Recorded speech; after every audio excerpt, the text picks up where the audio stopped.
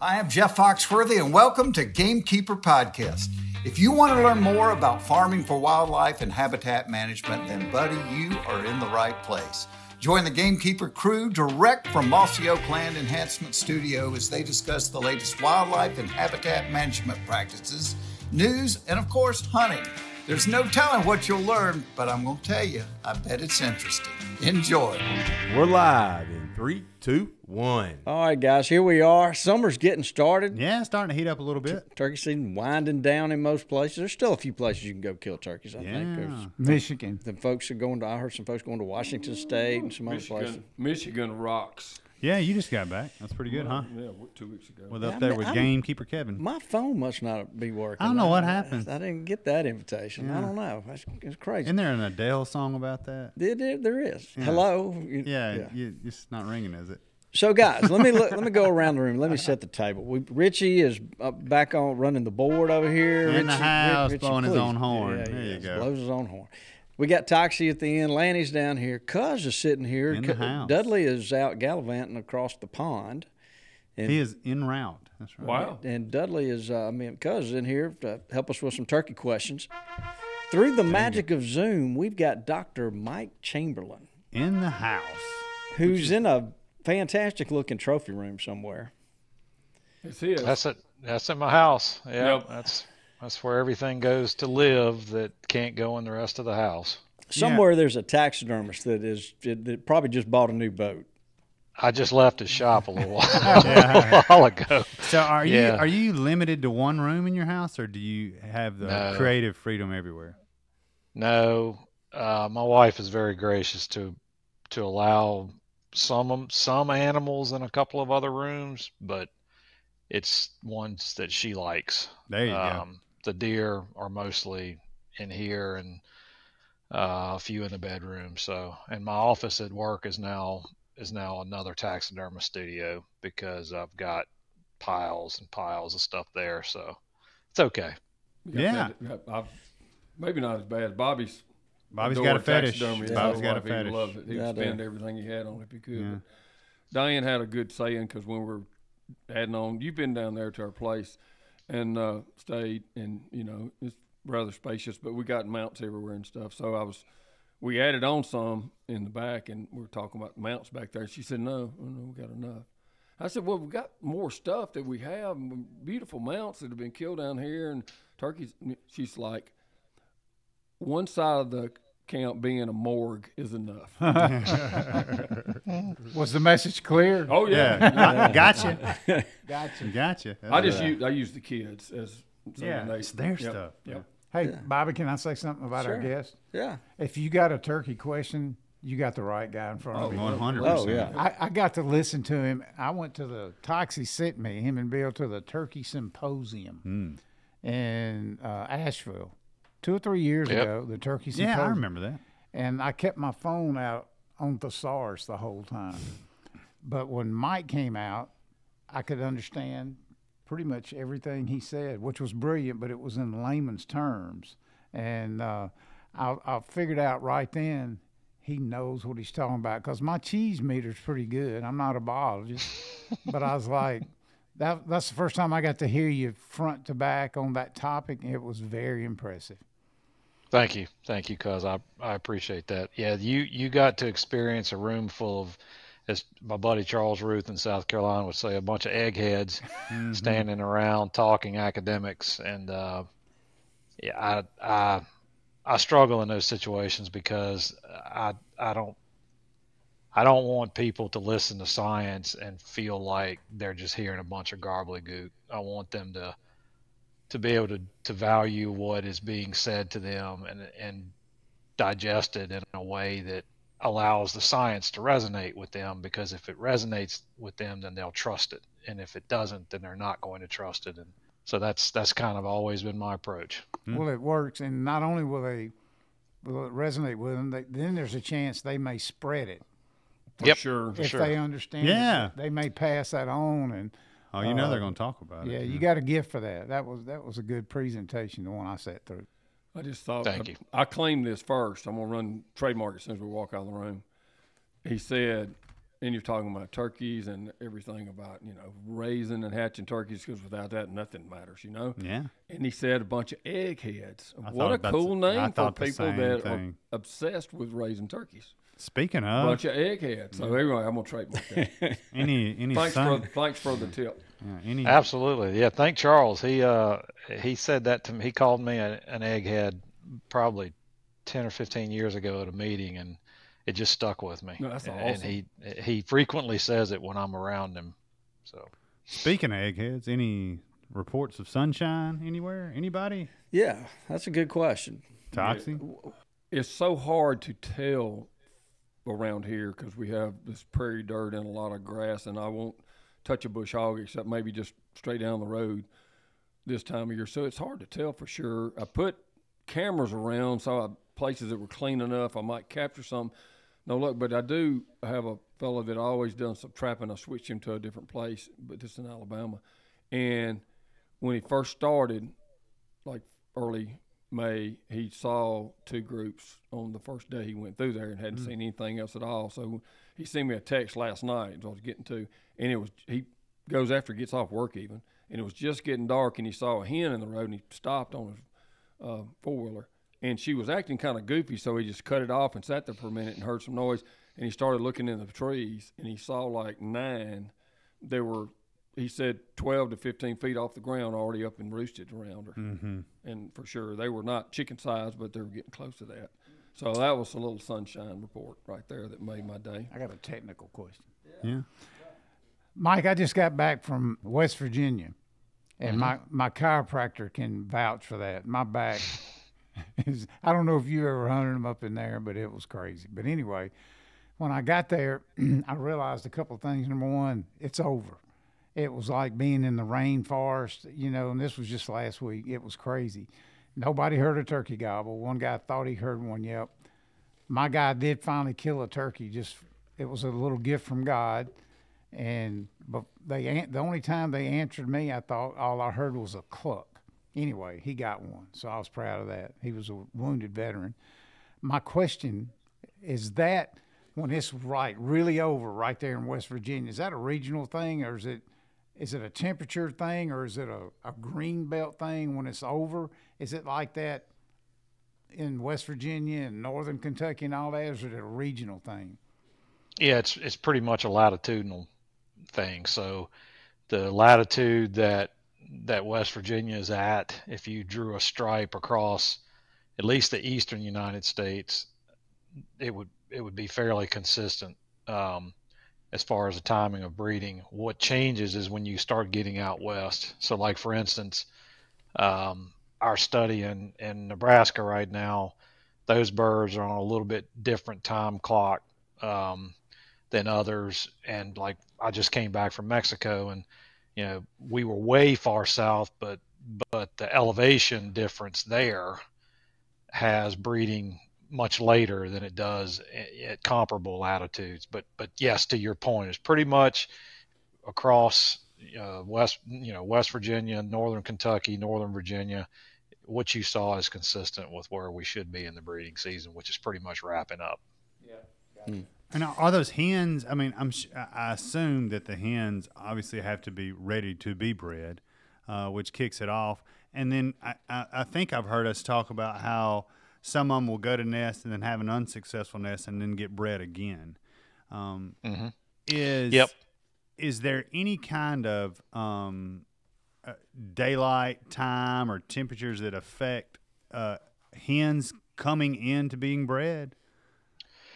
We don't see any type of significant variation in the onset of reproductive behavior from year to year based on, hotter days or colder days, or if that's your question. What we have seen is when we get these in the last decade, I can remember 2 years.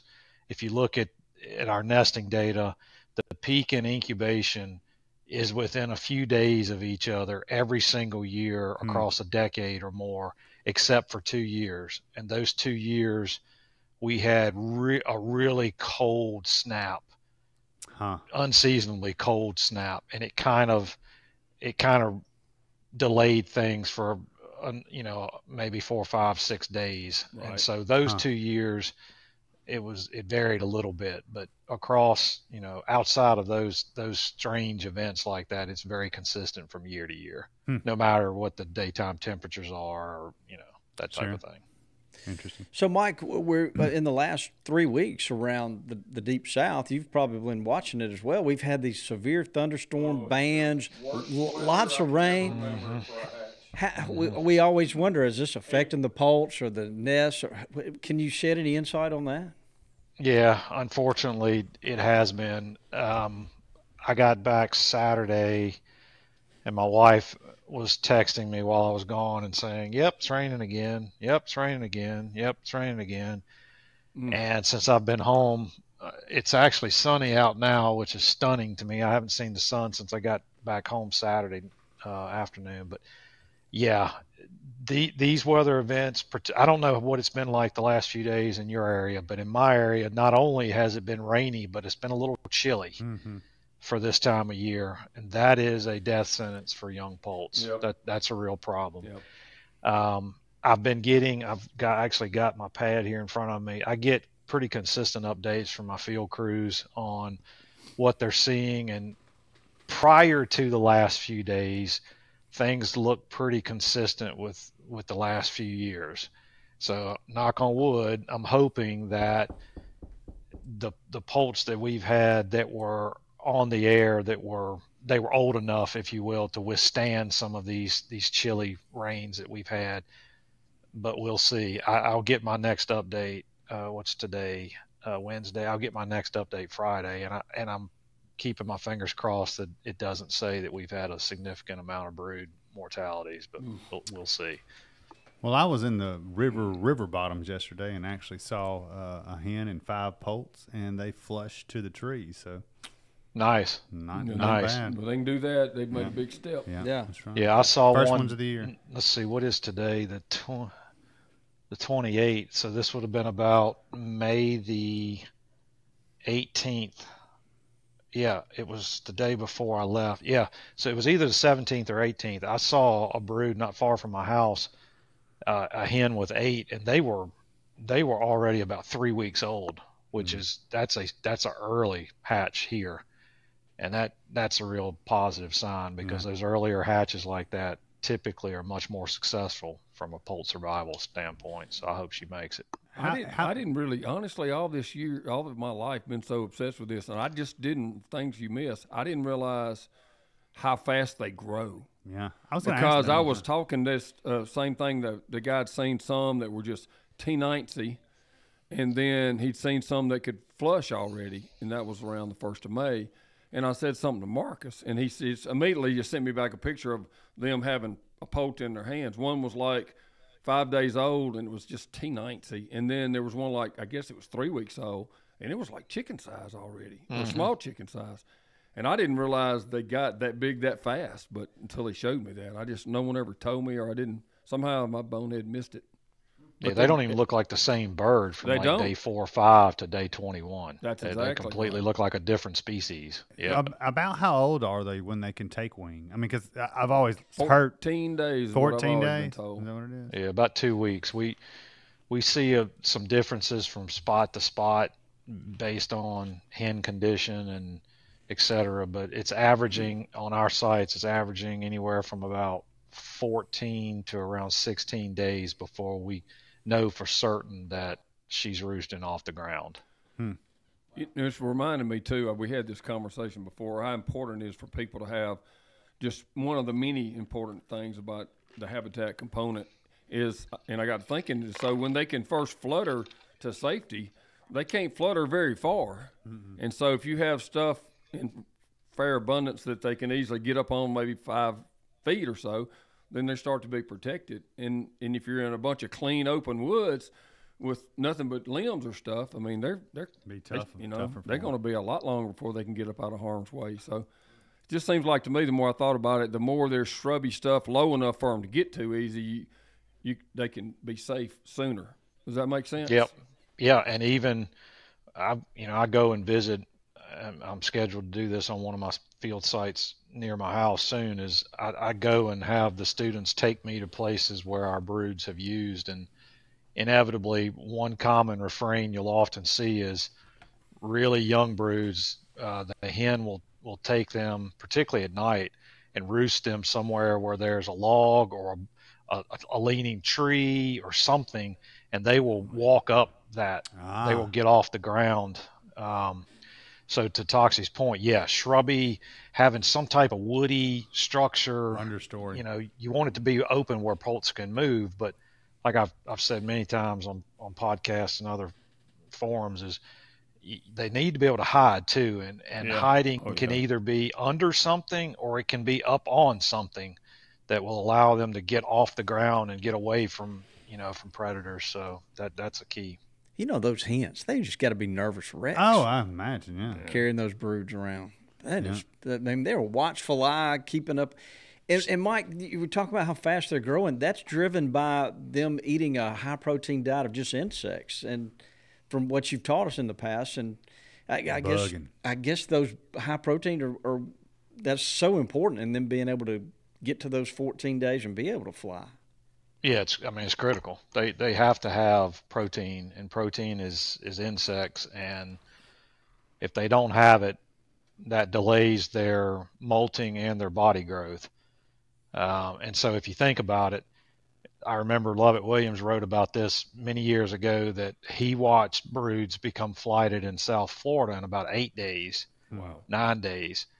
But you have a much longer, if not a almost year-round growing season, and the sites that Lovett studied on are quite productive from a vegetation standpoint. So it makes sense. But if you kind of think about it from a poult's perspective, if they make it 14 days before they can fly and get above the ground, that's a tough 14 days. But if that's delayed to 16 days or even 17 days, man, that's a problem, because with every passing 24 hours of them having to sleep on the ground, their mortality risk really skyrockets. And we, Bobby, something you were texting me about before we got on is kind of current research, and that is one of the things we're starting to look at is as when birds are dying, because we have accelerometers on our GPS units now, so we can very clearly see when birds are being killed. And without question, a lot of these broods are dying at night. Interestingly enough, most hens that are killed while they're incubating are at night, which kind of makes sense. She can kind of see stuff coming to her during the day, but at night her night vision is quite poor. So if she's going to be killed, it's typically going to be at night. But we also see quite a few broods that are killed at night. And so them getting off the ground as quickly as possible is key to their survival. Well, before we move on to your research, Mike, I want to ask this. I met a guy in Tennessee this spring, and he said something that just has made me think ever since. But he said when he was younger that he worked on a hay farm, and he just remembers that there was just a lot more grasshoppers and a lot more insects than they see today. And it just made me, I thought, well, you know what? I don't think I see as many grasshoppers around in the summertime. Is that a thing? Could that be a thing? Are we losing insects?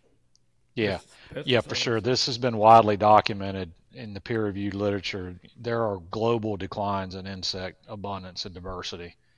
We're definitely losing insects. Some of that is by design, because we as society if there's an insect that potentially could be a pest, then for our interest, then it's going to be a target for removal.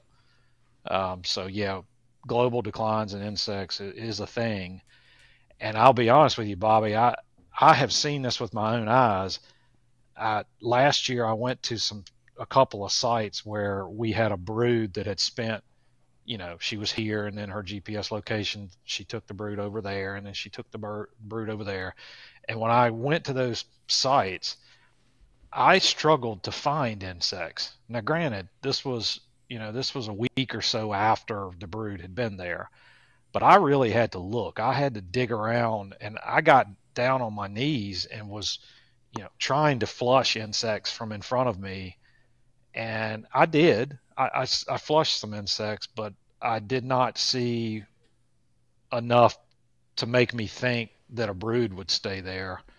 And I can remember as a kid and even a young turkey hunter walking through open areas in the spring and it just flushing insects everywhere. Yeah. And I don't see that anymore. And interestingly enough, this is drought driven, but the last week I was in Mexico, I didn't see a bug. Like I didn't see an insect at all. Wow. The only life I saw on the ground was ants. Yeah. And that's pretty wild. And the other thing that I've noticed when I go to these sites that our broods use, one of the most common types of insect that I see are spiders. And although poults will eat spiders, that is not one of the highly preferred insect prey items based on Bill Healy's landmark work that he did decades ago when he imprinted poults and taught us what they eat.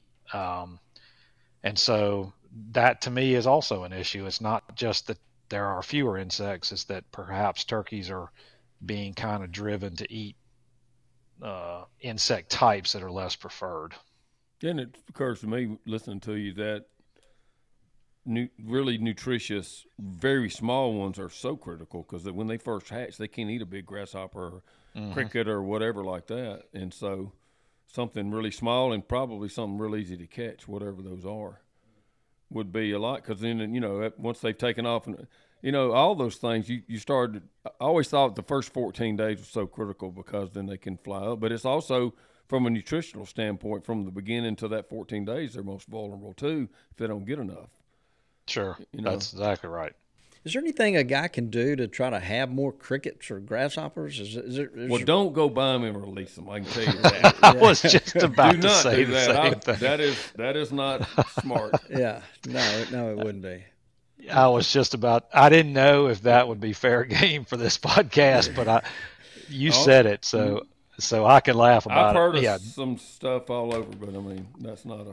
Yeah, we all. Yes, the answer is yes. You can ensure the presence of high quality succulent green plant communities, and the way to do that is through disturbance, whether it be prescribed fire or disking or any type of soil disturbance that's going to stimulate the seed bank, and that's where you're going to have more insects, flowering plants, super succulent plants that are in early stages of growth.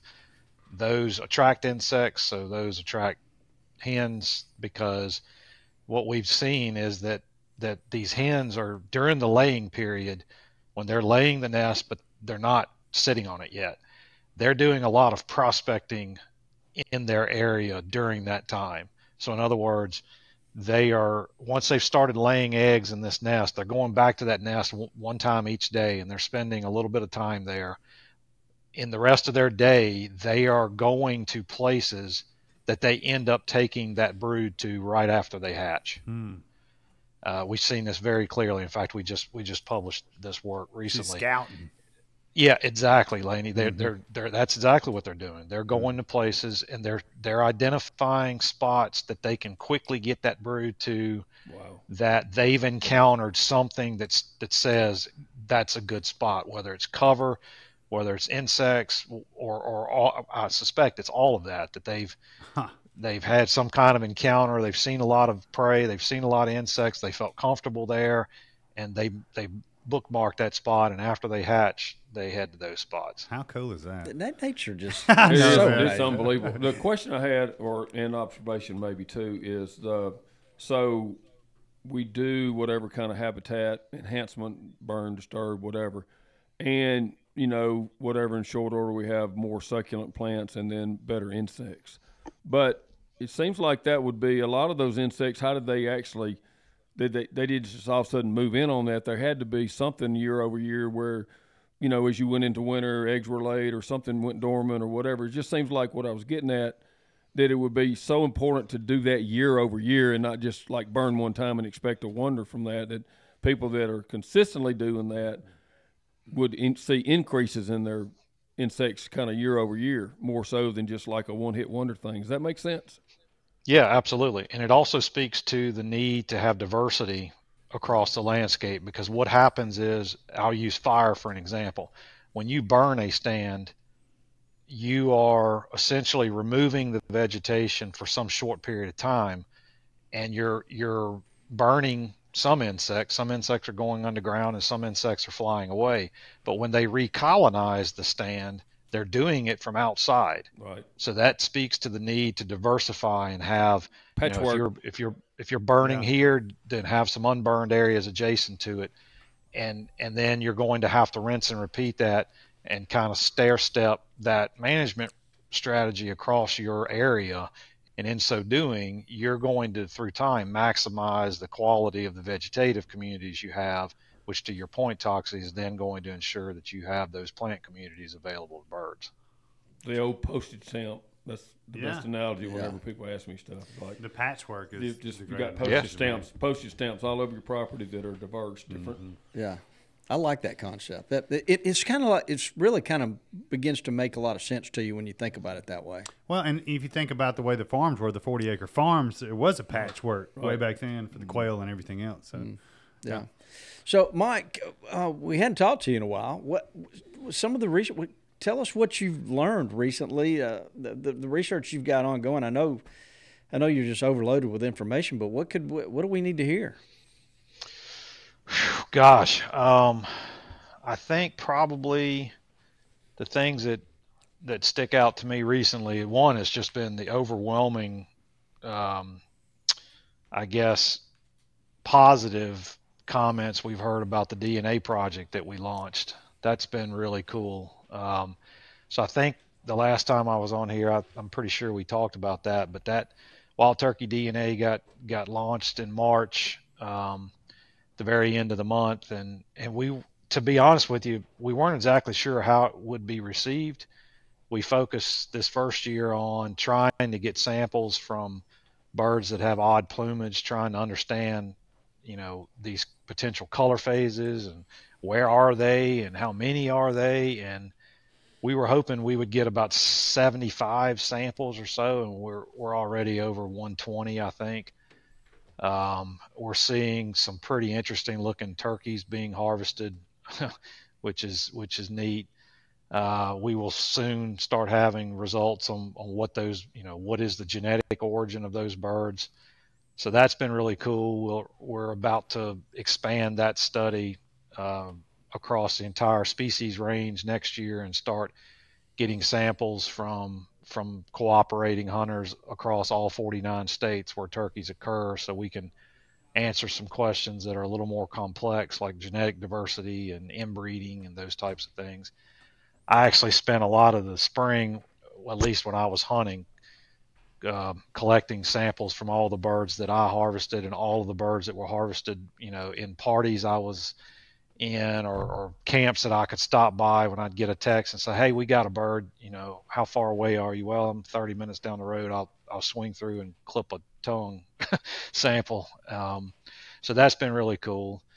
The other thing that sticks out to me is, and I'll toot his horn, I've got a student named Nick Galata who is a real star, and he's been doing a lot of work on, which I've talked to you guys before about, a lot of work on kind of personalities of turkeys, kind of these behavioral strategies they use, and his dissertation is now finished. He's defending I think in the next week or maybe 2 weeks from now, and he's been finding some really interesting things. The one that really sticks out to me recently is about roost. We've been doing a lot of work with roost lately. Turkey hunters, we all think about roost because that's often where our day starts, right? We're listening to them gobbling a tree and we're jacked up about it, and we're trying to figure out, where are they roosting? Are they there? Are they not? And so one thing that Nick was interested in looking at is birds that are using these predictable roosts. In other words, there's two types of roosts that turkeys use. There's some that we call hub roost, which means these are repeatedly used night after night, not by one bird, but by multiple birds. There's some roosts that are just more important to others. And then there's all the other roosts, which are like satellite type roosts.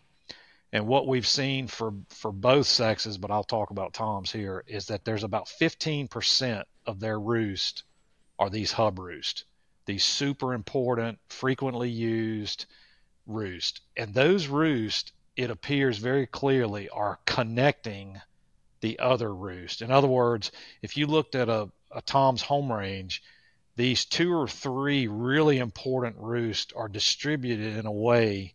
They're not clustered. They're kind of distributed across his range, and they easily help connect these other roosts.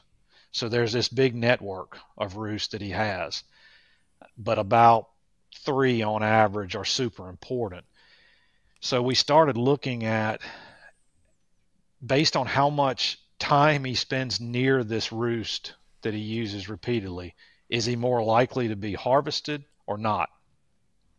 And what we found is really interesting, in that these toms that fly down and kind of hang out in an area reasonably close to that roost that he's really familiar with are much less likely to be harvested by us. Interestingly enough, those same toms that do that are more likely to be killed by a predator than other toms. And so if you kind of think about it, there's a trade-off there. Being a homebody, using the same roost repeatedly, spending a lot of time near it, you're very familiar with that area that you use. It's difficult for us to get in there and kill that bird. But for a predator that can pattern an animal, a prey species, based on their behavior, there may be a trade-off there, if that makes sense. And to me, that's really interesting as a hunter, because I've hunted turkeys like that fly down and they just don't seem to go very far. They may fly down and leave and go a couple hundred yards from the roost, and then they swing back by that spot. And then a couple hours later, they're swinging back through there. And those birds can be tough, in my experience, because they're not flying and going. They're kind of homebodies, and it's tough to get in there and get on them. Well, now we're looking at the data to show kind of what I've seen with my own eyes. Yeah, that's interesting. Fascinating. And I still have a hard time wrapping my mind around that bird might, if I understand you right, might only be there 15% of the when you kind of started off, you were saying about 15% of those roost sites are super important. Well, yeah, but what I meant was, Bobby, that of all the roosts that he has, he repeatedly uses that 15%. In other words, he may spend 60% of his roost time at 15% of the roost that are there. Okay. It just speaks to the importance of some of these roosts that they. And so here's a scenario: he roosts here at one of these super important roosts. He may roost there 2 nights in a row, and then he's gone to a couple of these other roosts. He may roost in one, and then switch to another one, and then switch to another one, and then he's back to that hub roost for 2 nights. And then he goes over here and he roosts 1 night in a location, and then he goes to another location for a night, and then suddenly he's back at this hub roost, which is kind of what we, that's kind of what we see with our own eyes as turkey hunters, right?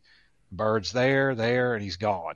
And when he's gone, where did he go? Well, he didn't go far, but he's roosting in a different location. That's kind of what I was getting at. Yeah. Well, we end up, you kind of hit the nail on the head for me at the beginning when you said how important roosts are. That's where we start our mornings, hoping that bird's right there. And I mean, that's it. Understanding those that is some great science that you're able to help hunters with. That's, I would think, whatever this young man that you're talking about, such a star, he's coming up with some really valuable information that you guys can help explain to the world. Yeah, and in particular, where I want to head with this is to try to map where these roosts are. So that's kind of where we're headed, is based on a variety of characteristics, we can predict where these high preference roosts are going to be, because we've measured at this point. I think we have hundreds of thousands of roosts locations that we've identified, literally hundreds of thousands. And so we can take and use those to measure all the characteristics at those roosts, and then predict on other parts of the landscape where would these roosts occur based on these characteristics we've measured. That's kind of where we're heading. So that what I'd like to be able to do is to provide the agencies that are funding this research with tools to help them predict areas that they need to consider for conservation for priority, because these are identified as high probability roost locations that are going to be preferred as these hub roosts, if that makes sense. And if we can do that, then we could predict areas of the landscape, not just in the South, but we're doing this out west in the Midwest as well, so that we can conserve those areas. I think, and you guys have seen this with your own eyes, if turkeys are generationally attracted to these roosts. Turkeys have been roosting in the same places for the last 50 years. And if those roosts disappear, what are the consequences to that local flock?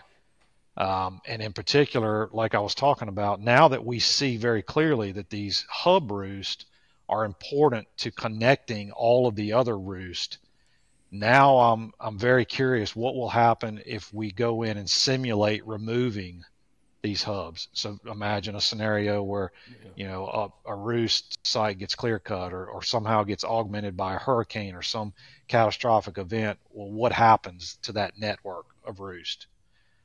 Because even though we think about Easterns as being, they'll roost anywhere. That's not what we're seeing. We're seeing that they're going back to the same roost generation after generation after generation. And in so doing, they're not that different than the birds out west that we kind of associate with. Well, Rios go to the same 2 roost sites every night. Well, Easterns don't have to do that, but they're wired to disproportionately use roost. Toxie, you grew up on hunting a place, a lot of big hardwood bottoms along the river. Oh, it's just I assume some of those hardwoods are probably still there. A lot of it's been cut. Hurricane Ivan knocked the bottom up down. A lot of it has been cut. So I hadn't been there in a very long time. But I was just going to ask him about this particular place he's talking about. I grew up hunting was on the Alabama River on the way down low, and it's huge. And I don't remember turkeys roosting on the river almost ever, but they roosted on the sloughs and creeks really high, percentage wise. And so, I've heard you talk about some of this, but it's got to be a combination of things, because like one of the places you went with me, it's got a long stretch of river, but a smaller river, and they roost on that river all the time. Is water like a security thing with Easterns, or is it? I got thinking about it. You talked about sometimes in the spring for old gobblers, it's like they want to roost where the sound carries more, because they're all about projecting themselves on the world. And then the other thing I thought about all of a sudden was like, so at the creek or at a pond or something, because you got this, if you got some dense woods and all of a sudden you got open air, branches are growing at a lower and, more available limbs to fly up on too. So I don't know what attracts them to like rivers or it's not ponds, but like secluded water spots. What do you think that is? I think it's a combination of several things. One, we have seen to one of the points you made that topography matters, ruggedness. So we tend to see that these high preference roosts are in more rugged areas of the South. So, elevation changes where you're coming up out of bottoms. I think part of that is simply a consequence of you're going from like bottom to more mesic hardwoods to then uplands, and the tree structure may be more conducive in those areas. They can also fly down or fly up based on anything that happens to them at night or prior to fly down time. And I think part of that is just hardwoods are so critical to turkeys in the South, and you're going to find hardwoods along streams and rivers and that type of thing. So I think it's kind of all of that wrapped into one. And the other thing that I think we know matters with roost. It's just kind of hard for us to quantify it because we see the world so much differently than they do. But roosts are a tricky thing for toms in particular, because you've got a bird that can get smoked in the tree. We see it all the time. We see a lot of predation in the tree.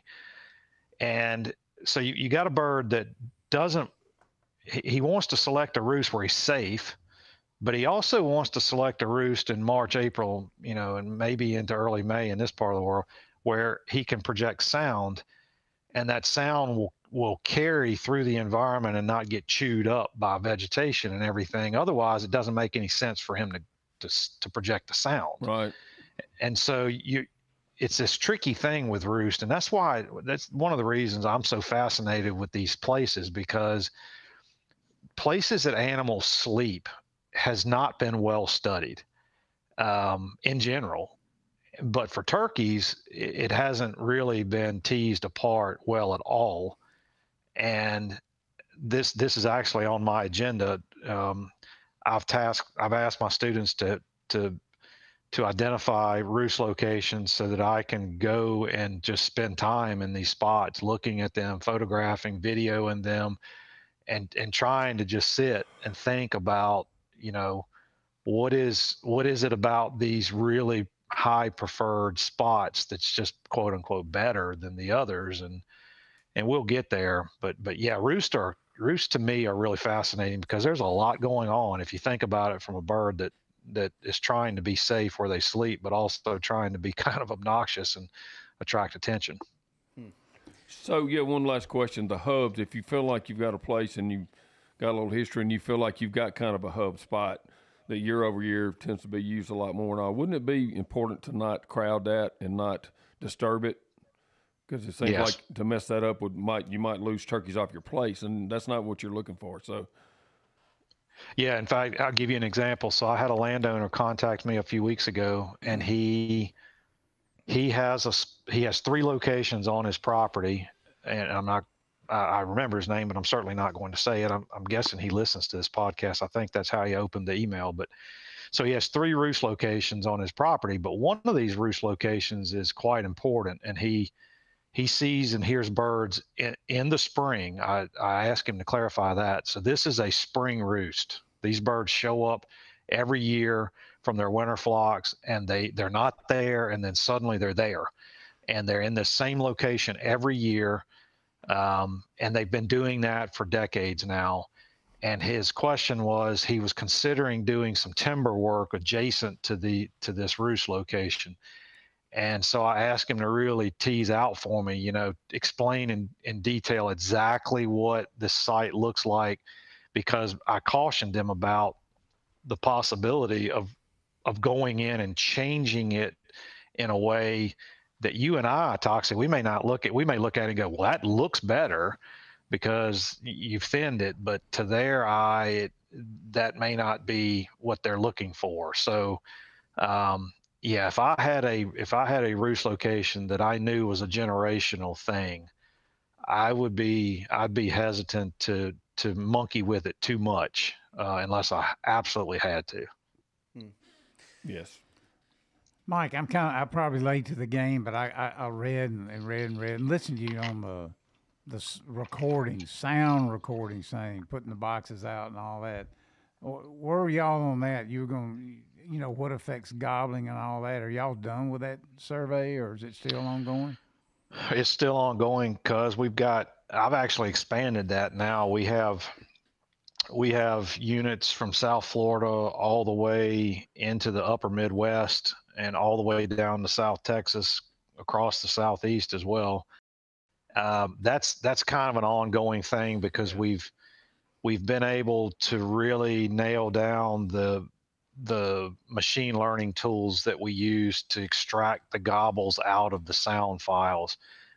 I've got a really talented group of people that work with me now, and I've caught some breaks with being able to recruit really talented young people and then be fortunate enough to keep them on staff. And so we can process those data pretty easily now. So that keeps me kind of collecting it. But to your question, we continually see the same patterns in the gobbling data, and that is in the absence of hunting, which I know is not common, but in the absence of hunting, gobbling in the spring looks like a perfect bell curve. It starts ramping up in the deep south in early March. It peaks in early to mid-April, and then it slowly declines where there's as much gobbling in May as there is in March. We published this. I've talked about it quite a bit. In the presence of hunting, you don't see that relationship. The amount of activity and the percentage of birds that are removed seems to impact what that curve looks like. So with light hunting pressure, you see gobbling kind of persist, not identical to the non-hunted populations, but persist.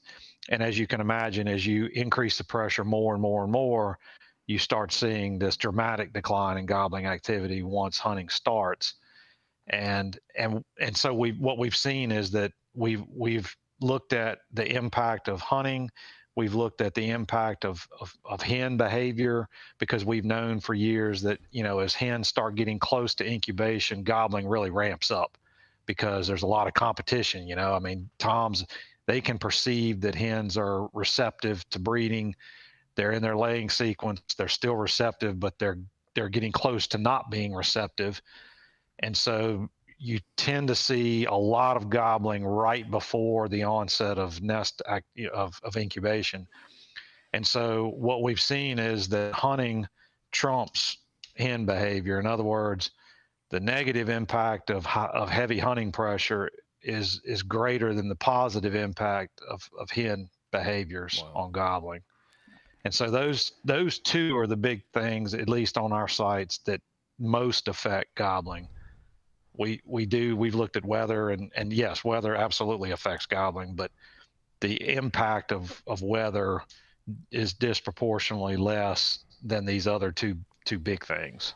That technology coming for those sound recording devices is going to be, that's going to take that to another level, because I'm sure that's headed your way. I got one redneck question, because people have sent me questions all the time, like, why are you asking me? But if you want to get an argument started, you can talk about broadheads or calibers. I saw one get started about mowing food plots during turkey season, and you should never do it, or you should always do it. You shouldn't. I personally don't mow mine, for a long time, but there's so much rain, they're getting so high. Is there a point where it's like it ain't good to have your food plot 4 feet high full of cereal rye, or what's your thoughts on that? This is something everybody can listen to. Yeah, and this is a tricky question, and it goes, Toxie alluded to it earlier, is like, I stay off the tractor except to mow the driveway type of thing.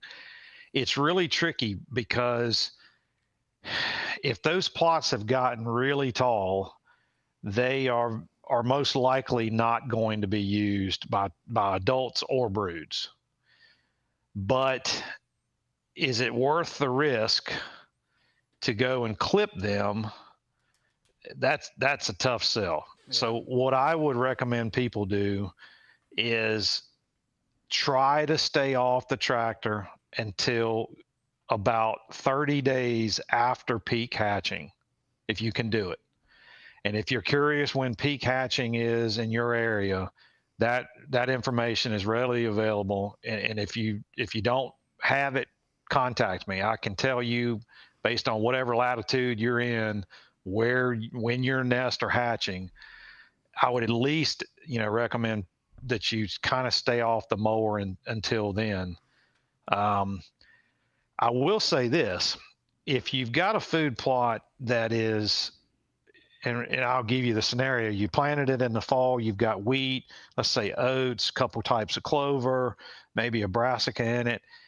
Those plots look like crap right now from our perspective, right? The stalks are brown, and there's seeds forming on them, and they just look terrible. We actually see quite a bit of brood use of those plots by older poults. So think, 2 to 5, 6 weeks old. because what they're doing is that clover that's under those stalks of wheat and oats that are so tall, that clover is becoming super quality, and it's attracting a lot of insects. And those insects are also sitting or holding on to those stalks of that wheat and that oats. And so when a larger poult walks through that, they're flushing the insects out of the clover, and they're catching the insects that are sitting on the stalks that are around them. And so I know it looks terrible to us, but if that what I just described is your food plot, leave it alone for now. Just leave it alone and let it sit there, because if you have turkey poults on your property, they are going to find that plot and they're going to use it. Yeah, my caveat to that would be, if you think you're going to want to do something with it, well, there's two things. He talked about the wheat or the cereal rye or the oats you planted. That's a little different than this Italian ryegrass that's so invasive and whatever we have here too. And all I would say is it's not, for me, it's not worth the risk to the food plot. But if it's that important to, say, your deer, to make sure that the native stuff, the ryegrass and weeds don't get them, then start early when you know you're looking at coming out of winter and into spring. Clearly you can see there's no nest there. There's lower to the ground clover. If you start in on it then, by as soon as things start to happen, maybe spraying it, or maybe if you think you need to clip it then when there's clearly no nest there, then you could keep an eye on it and be sure. But if you wait, to his point, you wait till it gets really tall. And unfortunately, I'm not calling names. It happened this year with something I'm real familiar with, and it was a clover field, and it was just like, there's nothing out there but the clover. There's no way there's a nest. And then next thing you know, ran over a nest, and it was just one little patch of taller grass. And I mean, it wasn't the size of this room in a 3-acre field. But if I had an invasive plant or I had a problem, all bets are off. To your point, Tosh, you're spot on. Start early. Just start early. Yeah, get started in March before we see a lot of laying activity, and hit whatever problem you've got and put it into a successional stage where turkeys are not going to nest in it, and go ahead and address your invasive problem. Man, it's crazy how they'll put a nest in a wide open field like that, but they do. So, Mike, I want to go back. I just got one comment about your roosting study, because I think I'm speaking for a lot of weekend warriors that just get to hunt on obviously the weekend, and then maybe one day during the week or something. But there's no way I can have anything that I would think about a roost if I'm just visiting, if I'm just hunting that area a couple of times a week. It wouldn't even be anecdotal, because if that bird is doing, and I trust what you're saying, I believe what you're saying, but if he's moving around every couple of days to a satellite and coming back to the hub, I would never really know that. But with you guys having these GPS monitors going, what's going on. So I really, a guy that's just showing up once a week or a couple of times a week, you really can't even have an informed opinion of what's going on. Well, yeah. What I would say is, we all have, and this is something I learned this spring. And I'll back up and then I'll go forward. One thing I learned this spring is something I forget every spring. Mm-hmm. And every year I get opportunities to go to new places and hunt with some new people, which is a blessing. And one thing I've realized that trumps everything else, whether it's good calling, a decoy, onX, anything, is institutional knowledge of the property. Absolutely. That trumps everything. 1,000%. And so I would tell that weekend warrior, if you've got institutional knowledge of your property, then you do know that there are certain places that are more likely to have a tom there roosting than not. And those are going to be the places, particularly if it's generational. You may not have a bird there every time you step foot on the property, but the law of averages says you're going to have a bird there more likely than not. And because that's what we see with the hub roost. So that would be my answer to that. Yeah, there's nothing 100%, but those hub roosts that are generational are as close as you're going to get to it. A selfish question, Mike, and we've all been doing this a long time. They all are. Yeah, this one really has happened to me because I 3 different places in Florida, Tennessee, Mississippi, big time in Texas, and Nebraska.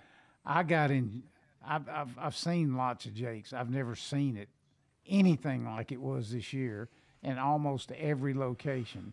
Is that like a once every 25 years thing, or is it just luck of the draw or the hatch, as we say, when there's that many jakes? And I know it affects the hunting diversity. I get it almost tells me there's something global. I asked this to, I guess it was never seen them like Marcus this. Maybe, but I was like, what happened?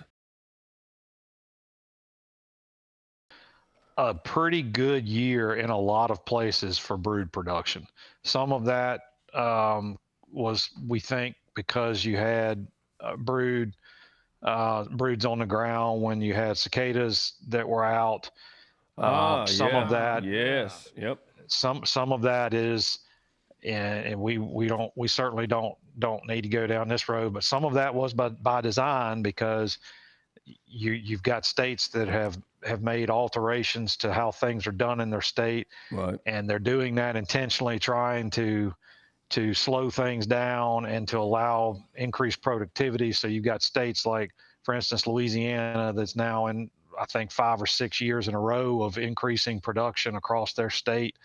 And so some of that is by design. We're hoping that some of these things that are occurring are going to translate to increases in production. But last year was a pretty good year, because, to your point, not everywhere, but in quite a few places, it was a good spring. And that, George Hirsch used to tell me, I can remember George saying this multiple times, that if you got one of those every 5 years, we'd be in good shape. If you got one of those banner years every 5 years, he used to say it all the time, that if everything else was average and we got one of those every 5 years, we wouldn't have to worry about turkeys. And I think in some, things have changed a lot since George was active in our world, but I think there is a lot of truth to that.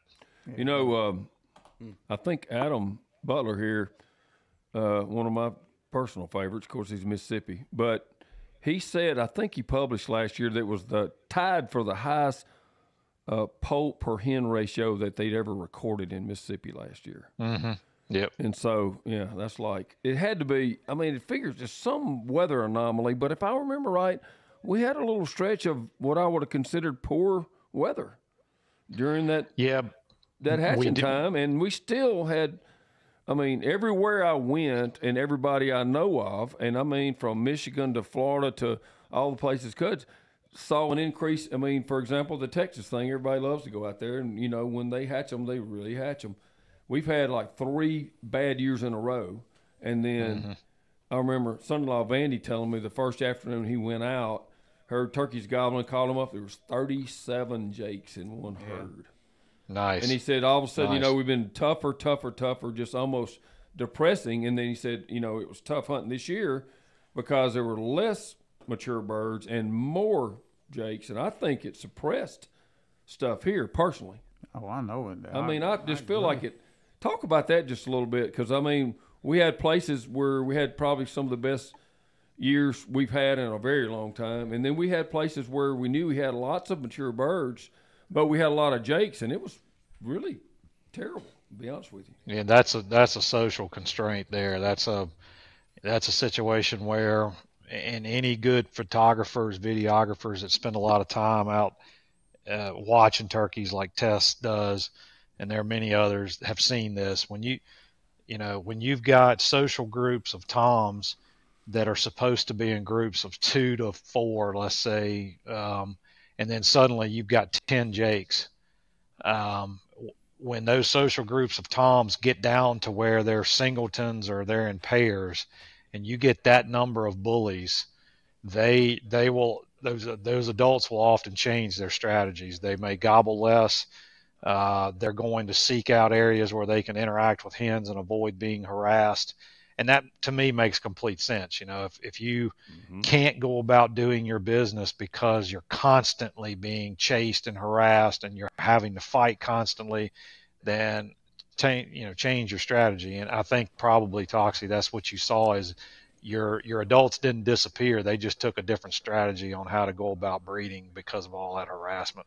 Well, that one thing I told people that were telling me these things, and even we experienced it some, I was like, if you're going to have a reason for having bad goblin year, that's the reason you want right there. Yeah. For sure. Boy, just think about what next year will be. So Man, I'm dropping pins all over the place because it followed me like I've saw it 20 years ago in Texas. I've never seen anything like it was this year, especially in Texas. But and it is aggravating, but it just changed the dynamic, and it's just, I guess, human nature, like you said, to avoid the thugs. Well, man, they were just in groups of 10 and 13 and 9. Yeah, I'll take a blatant plug for what the doc has taught us, and I've learned so much from him. But so I'm just telling people out there, if you have a place and you've experienced that, and you've been frustrated, you've worked at it, and now you see a resurgence in it, here's your chance to set the course for the future by not getting carried away harvesting next year because you had a bunch of 2-year-olds. I mean, you would, and I'm going to let you speak to this because you're the expert, not me, but tell people that here you've got this chance to right your population ratio from hens to gobblers and healthier hatches and more gobbling and all these healthy things. And so what would you advise people to take that and into what they're going to do in the future? Because for me, I mean, I don't want to get carried away, killing too many all of a sudden because we had more. I know I've seen the places that we have listened to what you tell us, and I've watched the results. And so I know how important it is not to try to overharvest your gobbler. So speak to that just a little bit for folks. Yeah, I mean, I would just say, if you're giddy about the 2-year-olds you're going to have next year, just imagine a scenario where that group of jakes is the birds you're going to be hunting for 4 or 5 years. Right. I mean, imagine that scenario where you go from a hero with a lot of production last year to a hobo with no production for a few years.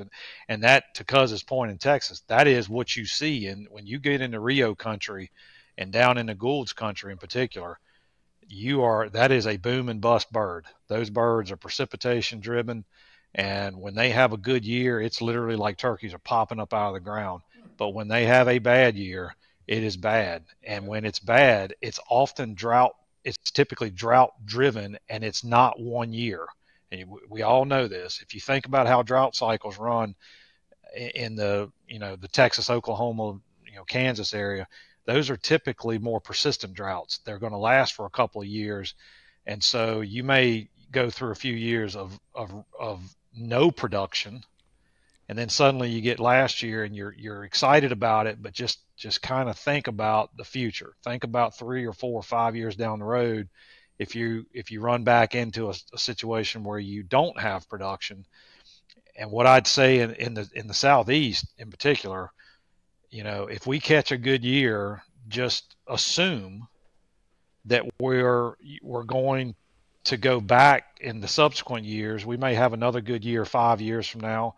We may have a couple good years in a row, but through time, we're going to typically oscillate at a much lower success rate. And so, relish these good years that you get a lot of production, but just think about the future when it comes to, the number of birds that you want to be hearing and that you want to be harvesting. Just be conservative and think about what the long term looks like. Lanny, we're always in here. We always have these interesting guests, and you're always on your computer. What's up? I'm looking at Onyx the whole time. I love that, but I love the desktop too. My favorite thing is Bobby doesn't know how to shut his computer down, so I can go in there and share his pins to my account. That's what you were doing in there this morning. Yep. Back during deer season, I shot a couple of big bucks. Of course. As I'm looking for them, I can turn on this tracking feature. Yeah. And I can see where I've looked. And I use that feature too for spreading seeds, spreading fertilizer, spraying. It really keeps you on track. Onyx is a great company. Look, we know Jared. They're hunters. They just are. like we are. Yes, So they're no serious doubt about about this. The way they've designed this thing, a hunter and a gamekeeper can take advantage of it and make their property better. Use coupon code Mossy Oak to save 20% off of your Onyx subscription. Yeah, and Mac, You shouldn't do that now. Richie, you got to help me. Okay. And the reason I said that, too, because I can look back and I know that we killed too many in my lifetime on places. And I'm getting old. I don't want to live through that again. So, way more than – nobody loves calling them up and shooting them any more than I do. I love it. But the one thing I want more than killing one is having them. So for sure. I'm just saying, a lot of people that have been frustrated, here's your chance to maybe set the course for a better future. With good Lord gave us this incredible hatch last year for most places. So, Mike, let's look at to kind of close this out. I'd ask you about if we could talk a little bit about hunter success and maybe some of the data that you guys have. I'd gotten some information from Adam Butler just on Mississippi, and it was kind of surprising to me. It's actually, would you care to guess it for the average Mississippi turkey hunter, how many trips in a year it takes to kill a turkey on average? I'm going to let Cuz answer that because he's had Adam on a couple times. And I listened to one of them when he said that. I do remember some of his data on hunter success, but how many days it was? I'd say 12 or 15. Yeah, it's 10 trips to kill 0.55 turkeys. Isn't that crazy? Yeah, that really surprised me. Yeah. Yeah. So I wanted to ask you, you're in touch with so many other states. Is that kind of a norm, or what are you seeing? You see a lot of variability, as you can imagine. We all know there are some places where you can go and your success rate is higher. There's been work out, say, for instance, in South Dakota and Chad, they track their success a little bit better than some of the other states in the East, but you may have 35 to 50% hunter success in certain areas in certain years. Wow. But what you quoted, that's pretty. The states that track those data are showing that it takes a number of trips to ultimately be successful. And one thing I looked at when you texted me and said you wanted to chat about that, I started going back and I was interested myself. I'm glad you prompted me to do that because it caused me to re-educate myself. And so I just grabbed Georgia, and obviously since I'm sitting here, and I was let me look back at Georgia, and it was a bit stunning to me, to be frank. So when I looked at Georgia's numbers since 2011 up through last year, the success rate had declined by more than 50%. Wow. And so, and harvest has declined quite a bit here in Georgia, and that, hunters were having to hunt more to be successful. And that, obviously, if you think about that, if you're having to hunt more to encounter a bird, and ultimately harvest a bird, then that speaks to the decline in bird availability, if you will.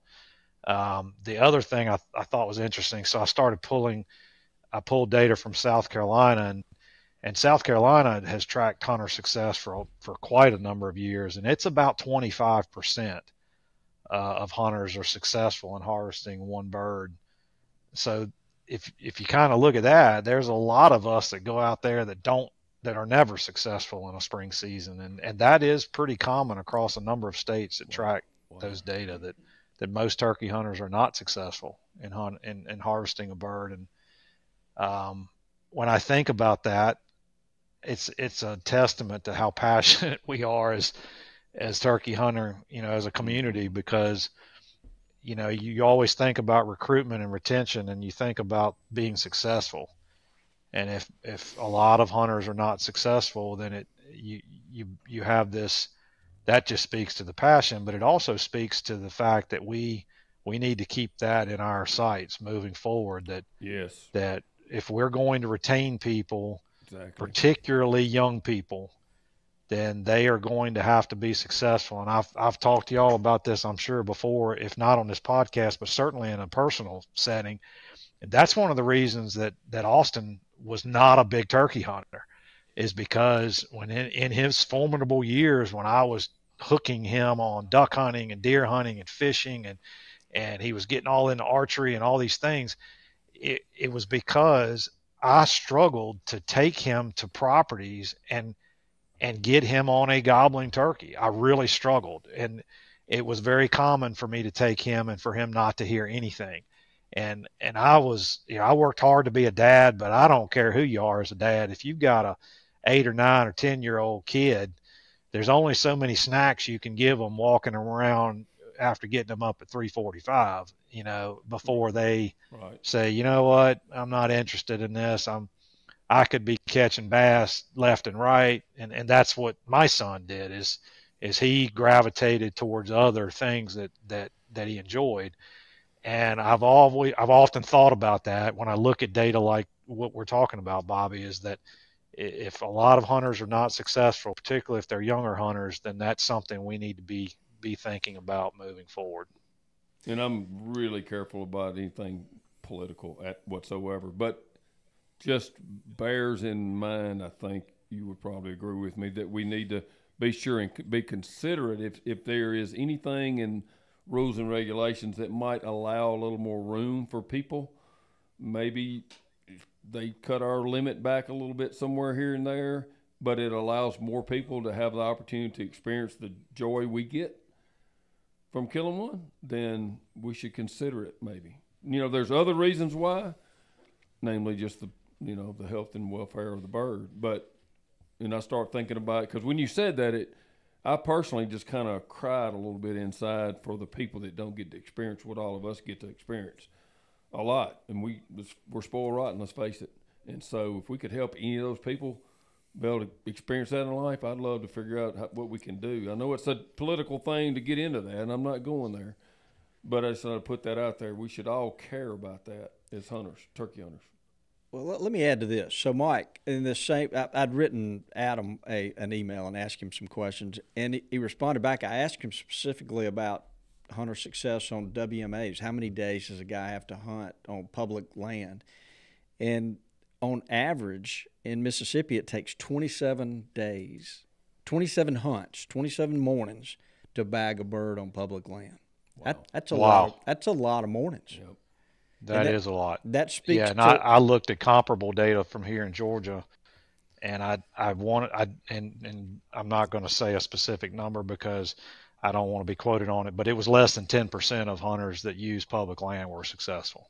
Yeah. So you have a significant percentage of hunters that are focusing their intention on public lands that are not being successful. Don't you think, though, if we had that same data snapshot that we have right now, say from 2006, 7, 8, 9, somewhere in there, it would have been higher, because we have been kind of experiencing a drought, a slow decline, or some bad declines in some areas. And I wonder if it was like that, 10, 12 years ago when we were at our peak, Who knows? I'm sure it wasn't that low. I'm sure it was higher than that. Well, hopefully it'll bounce back. Yeah. I felt like, to talk about that, I mean, the first year Mississippi was the first one to, make Jake's illegal except for a kid. Could kill one under 15. And then states followed. But I was thinking, the people the biggest outcry were the people that don't have a place to go and were limited to hunting public land. And, what do you mean? But then soon after that, they experienced what happened by letting them go, and I think everybody was really happy because it got better, actually, even though our hatches were declining. There were more available, like gobbling longbeards and stuff, too. So, So, and Mike, it seemed like I just read that Missouri had a banner season, maybe the best season they've had in the last 10 years. Yeah, there were a number of states. Arkansas reported the highest harvest they've reported in nearly a decade this year. So there were some states that have seen upticks. I think Louisiana reported another increase in harvest over last year. So I said this the other day, or maybe a week or so ago on another podcast, or maybe it was in just a conversation with somebody, that I'm really cautiously optimistic that in some of these states we've been as low as we're going to go. And I just hope that what we're seeing across broad areas of space now with increasing trends in harvest and productivity is, I hope we're coming out and we're heading to a spot we're not going to get back where we were. we're never going back to where we were in 2000. That's not going to happen. But could we get closer to that point and then try to sustain that level? And if we can do that, I think that would be a win. And oh yeah, and that's my hope that's what we're seeing in some of these states. Well, we are fortunate to have guys like you and others, many others that are out here trying to take care of our birds and working hard to study them, just like with this research. Yes, and then you got the great thing is not only just you, but you've helped get there too. But you've got a lot of counterparts spread around, and it's so cool to see there's such a tight knit group of people doing the hard research work that are teaching us things. You know, there's a pretty wide net now that didn't exist, you know, even 10 or 15 years ago. There were some great pioneers, but that's cool to see. What I was going to speak to a little bit is in doing this podcast, one of the things as far as me, the calling for us is that through you and through media is the new consciousness about taking care of your place, because the work, you know, like I preach about, you can't just, you know, put it off on the federal government or big timber companies or, you know, wealthy landowners that have the land and stuff like that. It's every single person who loves to hunt and who's caring for a place. And it's just through the education that we brought and the tools for it, there's such a heightened awareness of what it takes now that, to your point, I feel like we can get there and kind of stay there better, because it's not even a broad stroke as much as it is each individual property. And then people realizing finally that, you know, you can just take matters in your own hands other than Mother Nature and create a better tomorrow.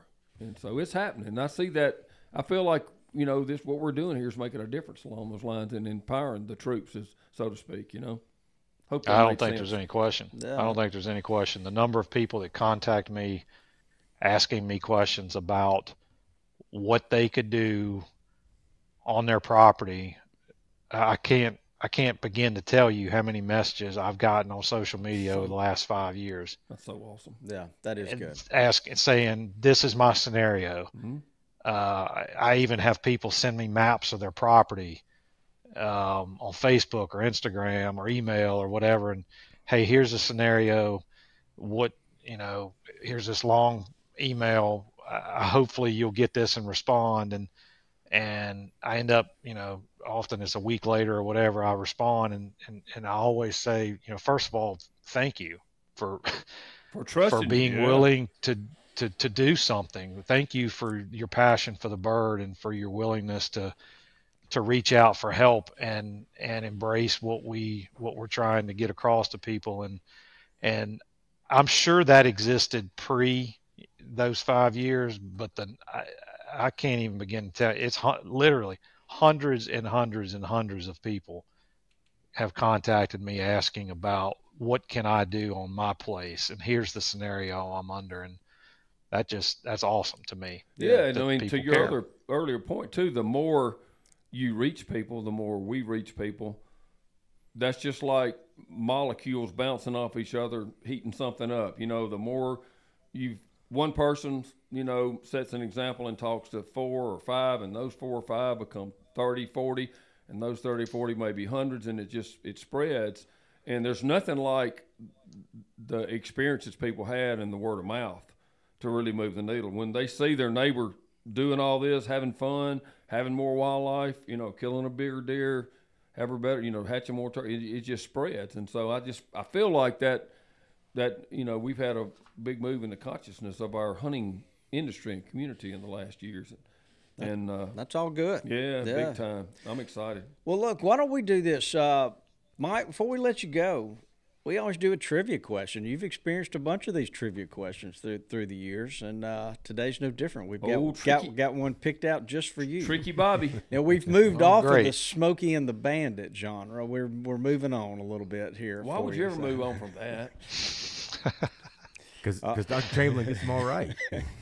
All right, Richie, it's in your hands. All right, trivia is sponsored today by the Peanut Patch. Oh, Mike, do you love boiled peanuts? I actually love peanuts. I do not like boiled peanuts. Okay. We'll let you. I don't. I'm sorry. That's okay. I've tried. I've tried to like That's it. why we have edits. Yeah, there are many more people that love boiled peanuts, and cuz you're one of them, aren't you? Absolutely. Well, the peanut patch, Mike. If you any convenience store, even where you live up there in remote Georgia, that you can find boiled peanuts at your convenience store. Buy the peanut patch. Go ahead, Rich. All right, today's prize is a Companion's Pocket T-shirt. All right. That one of our listeners, Flow 221 won. Yeah, he left a great review too. Yeah, he said this podcast just reaps awesomeness. How about that? Was he talking about me? Was he talking about you, Bobby? He probably was talking about you, Rich. Yeah, I'm sure he was. So, all right, here's our question, Dr. Chamberlain. Are turkeys native to the Republic of Turkey in Eastern Asia? No. All right, he got that. He got that. So, yes, the answer is no. But we have a B. Okay. Which leads us to, why are turkeys called turkeys? Oh, that's a good question. I don't even. I'm sure I should know this, I but don't have any idea. I'm not going to Google it because I'm not going to cheat, but I honestly don't know why the word turkey. All right, so Well, here we figured it out. No, you didn't. You Googled it. Yeah, Bobby Googled this one. So it's important to note the bird turkey was not named after the country. The name of the bird likely originated from the trade of the guinea fowl from Africa to Europe via the Ottoman Empire. When North American turkeys were encountered, they were mistakenly named after the African guinea fowl that has come from what we call today Turkey. Interesting. It was. If you noted when you first started saying that, it just said likely, but it also meant that they don't know for sure. No, they don't. Well, from what I read, the Ottoman Empire, where the country of Turkey is located, loved these birds that they got from Africa, and they were importing them, and they were trading them back and forth, and it's a thing back during the Ottoman Empire, and when they were encountered in the United States, North America, they were mistakenly identified as those same birds that they had seen over in if I was, obviously we all know what guinea fowl look like, but man, I hate to compare a wild turkey to a guinea fowl. Amen. That's Amen. embarrassing for a turkey. Yeah, amen to that. All right. Well, maybe we were wrong, Bobby. we might have been wrong, but according to Google, that's what we came up with. So, well, you got half that right, Mike. So 50% would get you in the Hall of Fame. Close enough for a T-shirt. Yeah, Mike, we always enjoy having you. We are every time respectful of the work you're doing and the efforts you put into our beloved wild turkey, and we know you love it as much, if not more. And well, I appreciate the opportunity you guys always give me. I look forward to chatting with you. It's always fun. It is great chemistry. Yeah, it is. Well, does anybody have anything else, Mike? You got anything? Is there any updates on the Austin Chamberlain Foundation or any of that? Yeah, so we've wrapped up our first year of mentored hunts. I'm actually in the process of vetting a couple of hunters for this coming year, and so I should have those young men or women nailed down pretty soon. And then we'll start our second year of mentored hunts in October with an archery hunt at my camp in Louisiana, and I'm getting some pretty cool stuff started. I won't throw the cat out of the bag, just some things to draw attention to the foundation and what we're doing and why, and I think it'll resonate with people. So yeah, that's I'm glad you asked. Thank you for asking about that. Yeah. How many do you have a target for? How many hunts you want to try to do this year? I want to try to do. So this year, without taking too much time, this year I did 3 because I wasn't sure what it would take. And the reason I did 3 was because I wanted to see, okay, if I engage, in this case it was 2 young men, if I engage these 2 young men 3 times, scattered across say a 3-month period, in these 3 different scenarios, all involving air travel and rental vehicles and all these other things, what would that take logistically on me? What would that take for the guides that are assisting? What would that take financially? What would that take what would it look like from their perspective? So in other words, would 3 be a good number? Would more be really better? Would less be better? I didn't think less would be better. And what I ended up figuring out is 3 was about the minimum. Right. I think we could go to a 4th if it included a spring hunt. This first year we did 3 fall winter hunts. They were all separated by about 5 weeks. That gave us time to get back, have some downtime. In their case, they were in school, so it worked out really well. I also figured out that 2 hunters is really an ideal number for me personally, because I want to work with these young men and women very specifically and targeted. And so having 2 of them allowed us to travel very easily. I could put us in 3 seats on a plane together. We could fit easily into a rental car. We could fit into a bunk room. You get the scenarios. Yes. And so it was very logistically simple. When we ran into travel problems, there were 3 tickets to worry about rather than say 5. And so I think that's the model, at least short term, that I want to use. But I've already talked with some donors. I've already talked with some clients of mine. I want to start expanding this as I go forward, but I have a lot on my plate right now. So as some of the things come off my plate, I'll expand this and start having larger groups. But for now, we'll kind of stay small and make it more intimate, which is kind of where I wanted to go with it out of the box. Yeah. So yeah, please, everybody that just heard that, if you are been blessed in life and you've had you want to make a difference. I mean, I can't think of rare few people that I would put in the hands of a young man than you, especially.